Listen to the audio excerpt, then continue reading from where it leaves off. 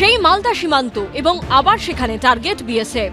একদিকে ফেন্সিং এ বাধা দিয়ে বর্ডার গার্ড বাংলাদেশ বা বিজেপির উস্কানি, আরেকদিকে চোরাচালান চক্রের সঙ্গে যুক্ত বাংলাদেশি দুষ্কৃতীদের হামলা। নৈরাজ্যের বাংলাদেশে অস্থিরতার আবহে সীমান্তে জোড়া চ্যালেঞ্জ বিএসএফ এর সামনে। সেই সঙ্গে নানাভাবে বাংলাদেশি দুষ্কৃতীদের অত্যাচার বাড়ছে এপারে সীমান্ত ঘেঁষা নিরীহ গ্রামবাসীদের উপর।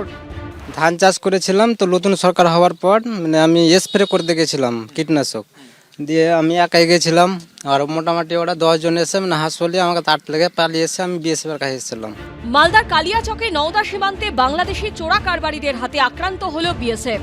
বিএসএফ এর দক্ষিণবঙ্গ ফ্রন্টিয়ার সূত্রে খবর, শুক্র ও শনিবারের মধ্যরাতে হামলার ঘটনা ঘটে। বাংলাদেশি চোরাচালানকারীদের প্রায় 20 জনের একটি সশস্ত্র দল 119 নম্বর ব্যাটালিয়নের পাহারারত বিএসএফ জওয়ানদের উপর হামলা চালায়। বিএসএফ জওয়ানদের চোখে হাই বিম টর্চের আলো ফেলে চড়াও হয় দুষ্কৃতীরা। ধারালো অস্ত্র ও লাঠি নিয়ে হামলা চালানো হয়।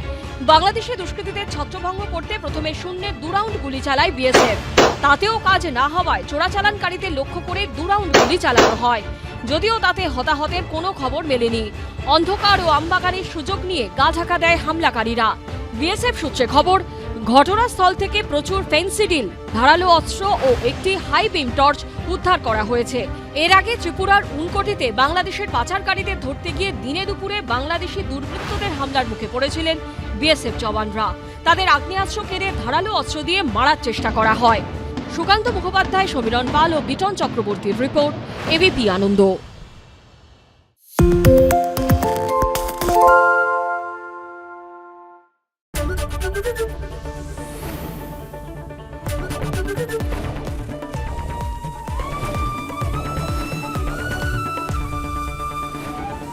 এবিপি আনন্দ, এগিয়ে থাকে, এগিয়ে রাখে।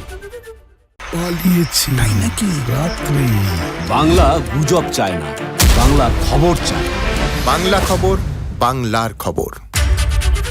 শুনতে পাচ্ছি না, বল না। আরে 10 টাকাটা ব্যাপার নয়, আজকে 40 টাকা দিচ্ছি, কারণ 40 টাকা। বাংলা গলাবাজি চায় না, বাংলা খবর চায়। বাংলা খবর, বাংলার খবর। সত্য অন্তহীন, সত্যের খোঁজও তাই, সত্য সন্ধানে তাই আমরা অক্লান্ত, অকুতভয়। এবিপি আনন্দ নতুন ভাবনার প্রতীক, যা মনে মুক্ত, তথ্যে যুক্ত এবং যাবতীয় সীমানার বাঁধন থেকে মুক্ত।